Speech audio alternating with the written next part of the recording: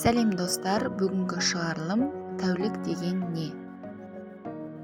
Тәулік бұл жердің өз осін айналуға кететін уақыт өлшемі. Тәулік тетелес бір күн мен бір түннің қосындысы. Бір тәулікте 24 сағат бар. Тәулік 4 интервалдан тұрады. Таң, күн, кеш, түн. Тәулік 24 бөліктен тұрады. Әр бөлігі сағат деп аталады.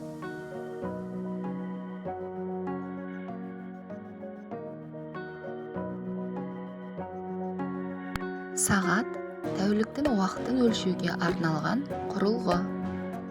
Тәуліктің басы түнгі 12-ден басталады. Содан кейін 1, 2, 3 түскі 12-ге дейін өтіп, тәуліктің жарты бөлігі өтеді. 12-ден кейін 13:00 деп айтамыз, яғни түскі 1. 12:00-ден 24:00-ге дейінгі уақыт тәулікті құрайды. Сағаттың 3 тілі болады.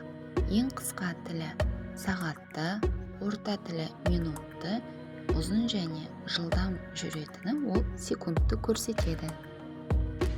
Минуттық тіл 12-ні көрсеткенде, сағаттық тіл қаншада тұрса, сол сағат болғаны.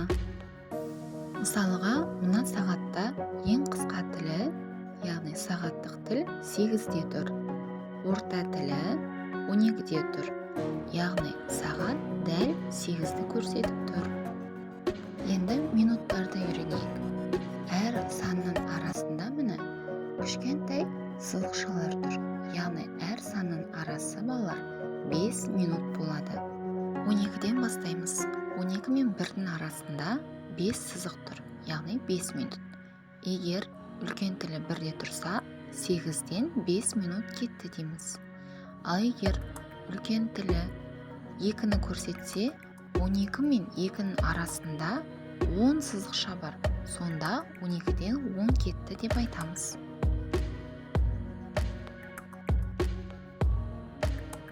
Суреттерге қараймыз. Бірінші сағатта кіші тілі 3-ті, үлкен тілі 12-ні көрсетіп тұр. Яғни сағат 3.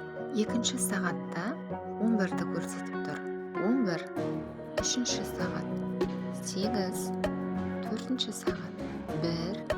Бесінші сағат 7. 6-шы сағат 4-ті көрсетіп тұр.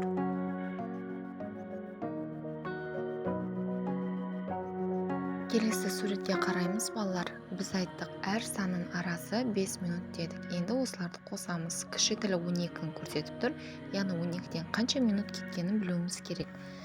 12 мен 1-дің арасы 5 минут, 1 мен 2-ның арасы 5 минут, 2 мен 3-дің арасы 5 минут. Яғни 5 минуттарды қосамыз, сонда 15 минут болады. Бірінші сағатта 12-ден 15 минут кетті. Екінші сағатта 2-ден қанша минут кеткенін білуіміз керек. 12-ден бастап санаймыз, әр санның арасындағы 5 минуттарды қосып отырамыз. Қостық, сонда сағат 2-ден 35 кетті. Егер бұл сағат түнгі уақыт болса, 02:35 болады, ал түскі уақыт болса 14:35 болады. Дәл осылай қалған сағаттың уақытын таба ғой.